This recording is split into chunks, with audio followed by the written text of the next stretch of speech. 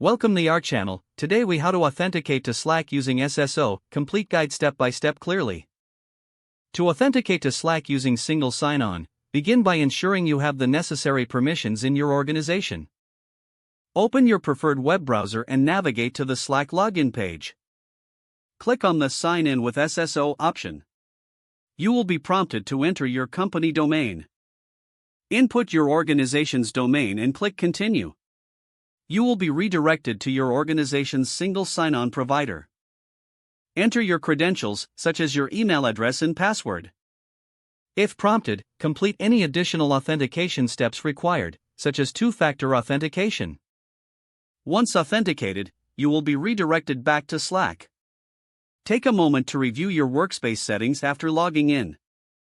If you encounter any issues, double-check your credentials and network connectivity. If problems persist, contact your system administrator for assistance. That's it.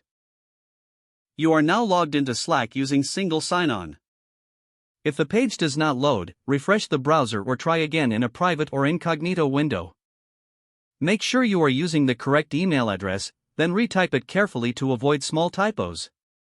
If your password is not accepted, use the reset option and create a new strong password you can remember. Check your spam folder for verification or security emails, then complete any requested confirmation steps. Enable two-factor authentication if available to improve account security and reduce unauthorized access risk. After signing in, review your profile details so your contact information and settings are accurate and current. If you see an error message, note it down and try again after restarting your device and internet connection. Log out when you finish, especially on shared devices, to keep your account and payment information secure. If the page does not load, refresh the browser or try again in a private or incognito window. Make sure you are using the correct email address, then retype it carefully to avoid small typos. If your password is not accepted, use the reset option and create a new strong password you can remember. Check your spam folder for verification or security emails, then complete any requested confirmation steps.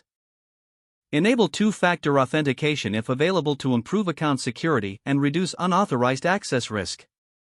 After signing in, review your profile details so your contact information and settings are accurate and current.